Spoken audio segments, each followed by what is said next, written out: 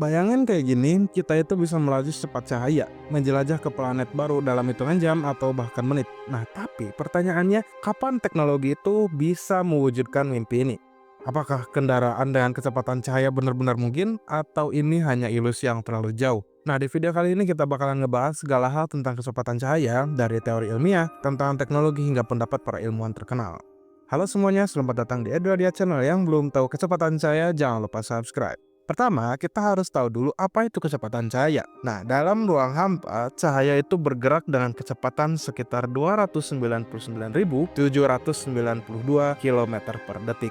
Untuk memberikan gambaran, itu berarti cahaya itu bisa ngelilingin bumi 7 kali dalam 1 detik. Tapi, seperti yang dijelaskan oleh Albert Einstein dalam teori relativitas khusus, kecepatan cahaya itu adalah batas kecepatan maksimal di alam semesta. Nah, dalam teorinya, Einstein itu menyebut bahwa semakin cepat suatu objek bergerak, semakin besar masanya sehingga membutuhkan energi yang lebih besar buat mempercepatnya. Ketika mendekati kecepatan cahaya, energi yang diperlukan menjadi tak terhingga. Mustahil bagi kendaraan biasa buat mencapainya. Itu menurut fisika klasik ya.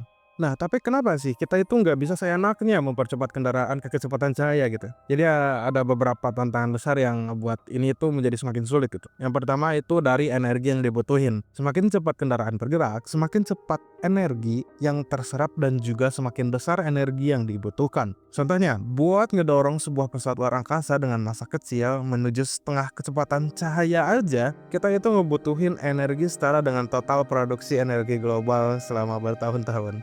Bayangin aja jadinya kalau memang kita pengen mencapai kecepatan penuh.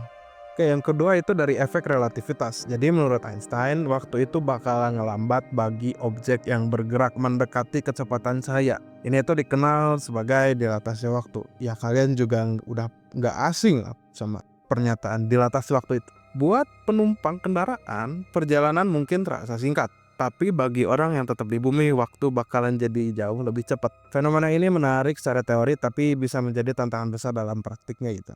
Yang ketiga, membutuhkan material yang kuat. Bayangin, sebuah pesawat luar angkasa melesat dengan kecepatan cahaya. Partikel kecil kayak debu antariksa yang bertabrakan dengan kendaraan itu bakalan memiliki energi yang luar biasa besar. Kita itu ngebutuhin material yang sangat kuat buat nahan benturan kayak gini. Dan saat ini material seperti itu masih belum ada. Nah, selanjutnya, apa kata para ilmuwan? Yang pertama dari Albert Einstein. Jadi Albert Einstein itu adalah orang pertama yang menyatakan bahwa kecepatan cahaya adalah batas kecepatan di alam semesta. Jadi menurutnya melampaui kecepatan ini berarti melanggar hukum fisika itu sendiri. Namun Einstein juga membuka peluang bahwa fenomena ruang dan waktu memiliki keanehan yang mungkin belum kita pahami sepenuhnya gitu.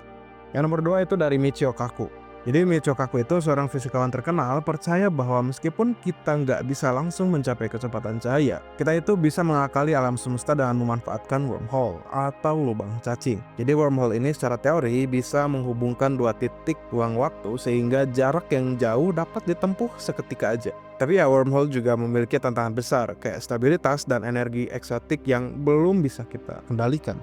Yang ketiga dari Stephen Hawking. Jadi Hawking ini menjelaskan bahwa energi yang dihasilkan saat mendekati kecepatan cahaya bisa memicu efek yang merusak. Selain itu, ia juga percaya bahwa teknologi canggih masa depan mungkin bisa memanfaatkan sifat unik black hole buat menciptakan energi besar yang dibutuhin dalam perjalanan luar angkasa. Terakhir dari Carl Sagan. Jadi menurut Carl Sagan, eksplorasi luar angkasa itu adalah langkah yang tak terelakkan bagi peradaban manusia. Ya, meskipun saat ini kendaraan berkecepatan cahaya tampak mustahil, dia percaya bahwa imajinasi dan sains suatu hari bisa menemukan solusi. Gimana menurut kalian? Nah, sekarang mari kita lihat teknologi-teknologi yang mungkin menjadi awal dari perjalanan super cepat ini. Yang pertama itu dari mesin Alcubierre Drive.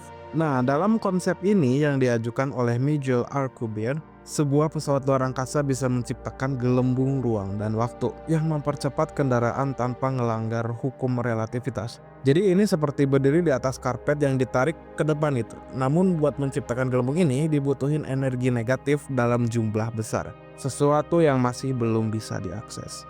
Yang nomor dua itu dari Breakthrough Starshot. Proyek ini dipimpin oleh fisikawan Stephen Hawking dan miliarder Yuri Milner. Ini dasarnya adalah menggunakan laser berkekuatan tinggi buat ngedorong layar ringan yang terpasang pada pesawat kecil. Meskipun ya kecepatannya itu belum mencapai cahaya, teknologi ini diprediksi bisa menempuh jarak antar bintang dalam beberapa dekade. Nah, yang ketiga itu ada fusion rockets. Jadi teknologi ini menggunakan fusi nuklir seperti proses yang terjadi di matahari. Buat menciptakan dorongan yang sangat besar, kita bisa mencapai kecepatan yang jauh lebih tinggi dibandingkan roket kimia saat ini. Gimana menurut kalian? Apakah teknologi-teknologi itu bisa mendukung dan juga mempercepat kita untuk membuat kendaraan berkecepatan cahaya? Silahkan tulis pendapat kalian di kolom komentar. Oke, jadi sebetulnya berapa lama lagi sih? Jadi berdasarkan perkembangan teknologi saat ini, para ilmuwan itu memperkirakan bahwa buat menciptakan teknologi yang mendekati kecepatan cahaya, kita itu membutuhkan waktu ratusan hingga ribuan tahun. Namun kemajuan teknologi seringkali nggak datang secara terduga kan? Jadi ya siapa tahu generasi mendatang mungkin bakalan nemuin cara baru yang melampaui imajinasi kita kan?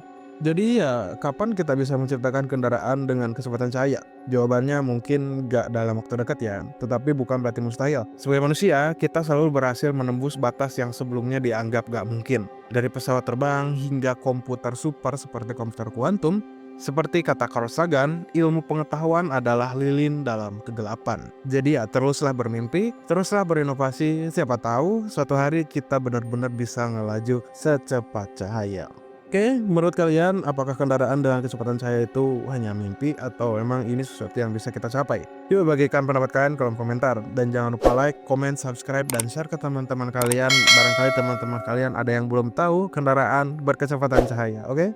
See you on next videos. Sampai jumpa di video selanjutnya. Bye.